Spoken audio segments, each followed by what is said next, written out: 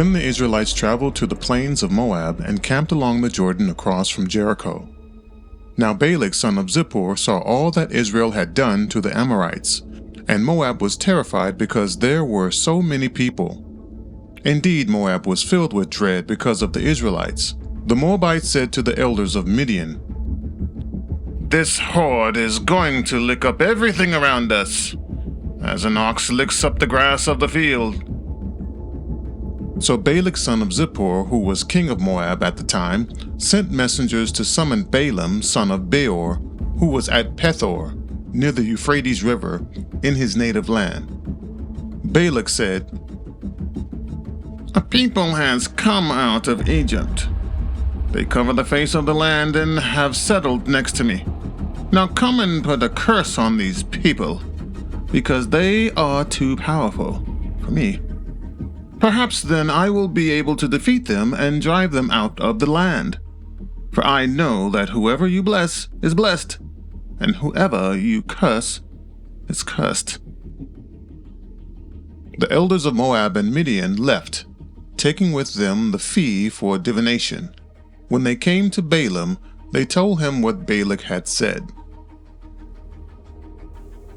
"Spend the night here," Balaam said to them, "and I will report back to you with the answer the Lord gives me."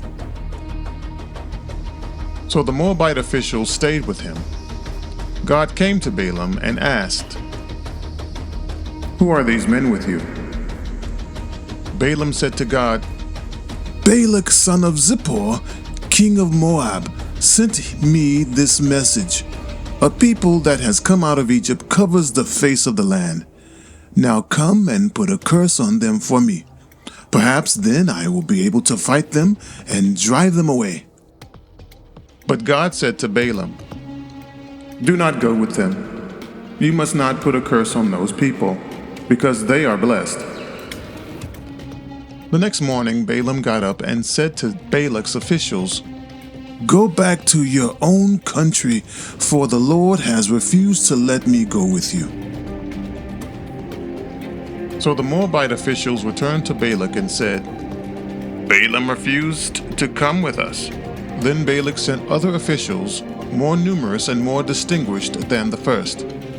They came to Balaam and said, "This is what Balak son of Zippor says. Do not let anything keep you from coming to me, because I will reward you handsomely and do whatever you say. Come and put a curse on these people for me." But Balaam answered them, "Even if Balak gave me all the silver and gold in his palace, I could not do anything great or small to go beyond the command of the Lord my God. Now spend the night here, so that I could find out what else the Lord may tell me." That night God came to Balaam and said, "Since these men have come to summon you, go with them, but do only what I tell you."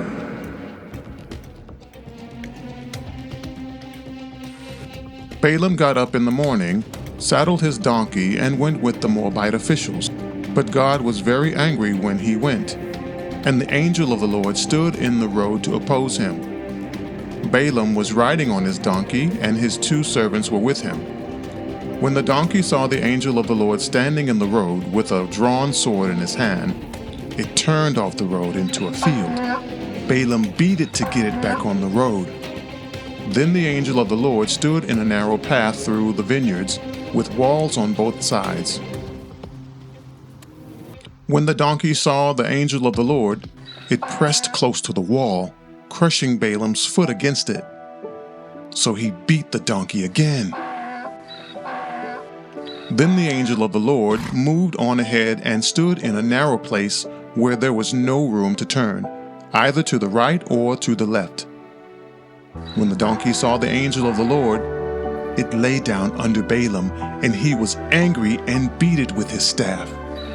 Then the Lord opened the donkey's mouth, and it said to Balaam, "What have I done to you to make you beat me these 3 times?" Balaam answered the donkey, "You have made a fool of me. If only I had a sword in my hand, I would kill you right now." The donkey said to Balaam, Am I not your own donkey, which you have always ridden to this day? Have I been in the habit of doing this to you? No, he said. Then the Lord opened Balaam's eyes, and he saw the angel of the Lord standing in the road with his sword drawn. So he bowed low and fell face down. The angel of the Lord asked him, Why have you beaten your donkey these 3 times? I have come here to oppose you because your path is a reckless one before me. The donkey saw me and turned away from me these 3 times. If it had not turned away, I would certainly have killed you by now, but I would have spared it. Balaam said to the angel of the Lord, I have sinned. I did not realize you were standing in the road to oppose me. Now if you are displeased, I will go back.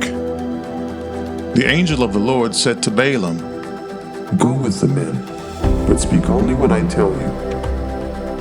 So Balaam went with Balak's officials. When Balak heard that Balaam was coming, he went out to meet him at the Moabite town on the Arnon border, at the edge of his territory. Balak said to Balaam, Did I not send you an urgent summons? Why didn't you come to me? Am I really not able to reward you? Well, I've come to you now, Balaam replied. but I can't say whatever I please. I must speak only what God puts in my mouth. Then Balaam went with Balak to Kiriath Huzoth. Balak sacrificed cattle and sheep, and gave some to Balaam and the officials who were with him.